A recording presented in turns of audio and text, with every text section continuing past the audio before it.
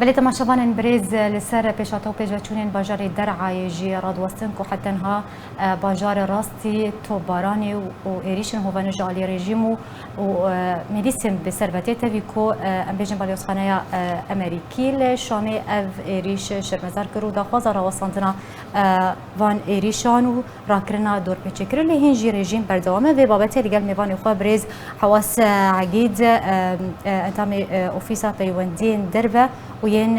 دبلوماسي يبريا اشتي وازادين هاتا بالمبريس حواس بدما تباش به جبرت حتى انها روشا باجاري درعا بفيرنجي الوز بويا حتى انها نهاتي چاره سركره سلابرز بيگومان قالك صدم هنا وش واصدم اجي قريدا انا قبول كرنا خلقي دستلاتا فيري جيمي تبلي وتسويات جبري نها چێببوون بن چاودێریا ڕۆسیدا ئالیکی ئالیە دی گرێدا هەبوونا میلیسن گرێدایی بە ئەیرانێوە هەروەها خواستنا ئەیرانیا و میلیسên girêdayî pêve ê derbas bin saha navên hinek destgehên dewletê ê Sûrî ê rejîmê ve girêdane bin saha wî navî de neqebûlkirina xelkê berdewamiya wê ye. Tevlî hewildanên Rûsa dema derbas bûyî de û li hinek peymanên hatibûn çêkirin bin çavdêriya Rûsa û herwiha danûstandina grûpên an şandên danûstandinê ê xelkê devera der'a li beled û herwiha hinek serkirdeyên rejîmê de hinek xal li hevkirin hatibûn li hevkirin ser hatibûn lê diyar e ev heta ew hevpeymanî jî ne Eyranî û milîsê pêve girêdayî negelkî jê razî ne bi alîkî alî dî de mesela siyaseta guhirtina dîmografîya mixabin îro em timamî Sûrî dêna xwe dinê her cîkî dixwaze bi rengekî renga xelkê tenê wek xwe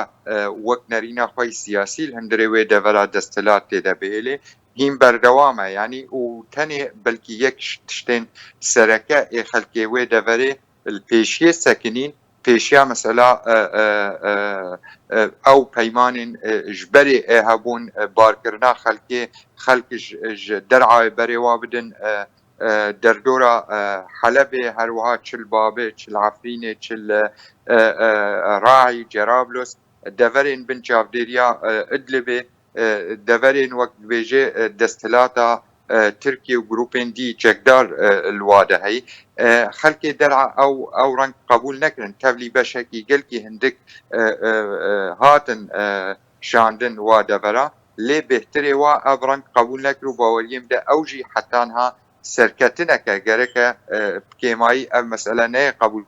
kirin ji ber dibê sedem û bingeha guhirtina dîmografî û herwiha dibê sedemên nekokiya li hundirê civata Sûrî tevayî لسر يعني جبوي ام بيجن چاره سركرنا روشا باجاري درعه يانجي ام بيجن حتى كو روش هيمن ببا آرام ببا جيگير ببا چندین آگربستین دمکی هاتن راوستاندن بنا بینکاریا روسیا دنابرا کمیته ناوندیا باجاري درعه نونرن رژیم اسد لی ام بيجن نابینکاریا روسیا بسر نکد جبرچ تبیوان آگربستی دمکی هنجی رژیم بردوامه یعنی کارم بیجن روسیا دخوازه کشل گور برجامودین رژیم اسد واره چاره سر کرن لو ما بیجن نابینکاریا روسیا بسر ناکوه باوریم ده هناك حساسية ودفريها يعني باوريم ده نا از نابجم روس بلكي او سينوري بچل اردن را چه باسرائيل را دفرا جنوب گشتیجی یعنی داخوازک ناو دولتی هنک هیمنی و راحتی لی هبه لی بگومان نکاری جداب کش روشا سوری گشتی یک صدمه نهیمن بونا و ای سرکه باوریم ده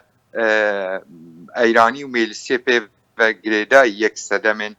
سرکن نهیمنی الوی ده وریده عاد دویش خواری جیم تم باوریاوی تجارة الهفكرنا ناي وشارة سركرنا ناي الهفكرني دمكي بلكي 10 سال درباز بشورشا سوري ده إثبات بالهفكرني دمكي نتني السوري ده الحمودة فراده نه او آچار سریه بخوره بینه او تنه به انفراهی که دن آلین نکوک نابینا واده های حتی هر یک شوا خواه زیده تر خورد بکش برویه که پیوستی بچاره سرکرنا سیاسی آگشتی های لی هک امسر دورا درعای تنه بسکنن آن تشت ایرو الهندره ویدت بن باوریم ده صدمین سرکه ایرانی و از دوبارت کم ایرانی و میلیس پیو گریدانه نخوازن آرامی الهندره ویده بره هبن خوازن میلیسی و او وقت بیجه جاودیریا و دستلاتا و بهتر بش آروسا بهتر بش خواه رژیم اساس خود نما خودی دستلات العالی کی دست روسا ده العالی کی دست ایرانیا ده لی پروژه خلق درعای جی هبو او پروژه نناوندی ریو برنا دوره یعنی خلق دوره او دوره خو ریو ببن و آ پیش روجا سوری جی بی و باوری مده زحمت او نابه یعنی و او سیستم نناوندی برنگه کی رنگا وری پیک آنین چل درعای به چل دوره دی به خلق دوره خوره و به او تنوی همینیه بخوره بینی حتی ام بگین چاره سرکرنا سیاسی سر بنگهک دستوری آواکرنا سیستمک نناوندی تمامی سوریه ده گوری آساین ناو دولتی هک نبوی رنگی به باوری مده گلکی زحمت باش تدبیجه يعني سدما سركا لدوف امبيجن نپیدا کرنا هیمنی و آرامی و جگریه یانجی دیتنا چاره سریه که جرو شادر عای ایران و میلیسم بسرویه باش امریکان هاجی هاتی سرهیلی بلوزخانه امریکا لشامی پیش چند روزان داخلان یک بلاف کرده ده ایریشن رژیم شربزار کرد و پیوسته چاره سریه وره دیتن و اف ایریش ورنه را وصاندن يعني بنارينا تا اف هلويست امريكا ويرو شادر عای هیمن بکه یانجی بتنه هلويست نا باوریم ده هلوسته جبری ویجی بلکی داخلین هناك ولاتن أوروبي هبون هروها أمريكي جي تم وقت بيجي داخليانيا درتخي لي أم حمود زان دمكي ده أمريكي برنگا كي رنگا دستلاتا وي هبو الوي دفري ده تبلي هيزن وي لشكري الوي دفري ده نبو لي جروبن چکداری پی و گریدای هبو اودین هاتبون آواکرن لوی دوره ده یعنی پی و گریدانک امریکا لوی دوره هبو لی مخابن امریکی ایرو لوی دوره ده تنه مینه باوریم ده هلوستک سیاسی لی او هلوست ارینی عملیت نرن یعنی او هلوست باشه او هلوست لی و بردوامیا و هلوسته هنکی السر عرده آرامی به پیدا کردن هر وها بردوامیا به هلوسته و فشار وری کردن سر بنگها پیشوچونا دانستاندن سیاسی و چاره سرکرنا سیاسی هذا لسر عرده روشه من ناكه هلوسته نه باوریم ده نه روشه من ناکش بر یعنی نه رژیم و نه حوالگری و رژیمه حک مثلا داخلانیا بیا بصدي ولاطة داخلاني در خصنا بصدي ولاطة اف ايدانا في رجيمي كريا صدي ولاطة رخصنين جواكا ناف دولتي هر وها رخصنين مافين مروفا رخنل في رجيمي كرنا وداخلاني در خصنا ليه اف رجيم اساسا باورياوي مثلا رخنا وهلوستا وجم نسكنيا مهم ايرو فشار وري كرن پیشوچونا چاره سرکرنا سیاسی گشتی هک فشار سروی آستینه کرن باوریم ده تند مینه داخویانی کش وقتا کیره و گلکی صدمین و امبیجن پوزیتیف نب داوین پرسیار کرتاهیش کرما خارج بوکو ام داویه به بولتانی بینن بنارین تا هفکه شا سیاسی یا درعایه نها کتیه چقوناغه که ده سیناریویا هری پیش بینی کری جروشا باجار درعایه دروجن بیده چی کرم باوریم ده بلکی ام بهتر یعنی خودیه جه کسی سر عرده او بهتر تقدیر وضعیت کنش برویه که از دویجم او خالین شکومیتا ناوندی آدانستاندنه آدرعای درکت بون هک او خال بن جاودیریا روساده هک او خال جیجی ببن و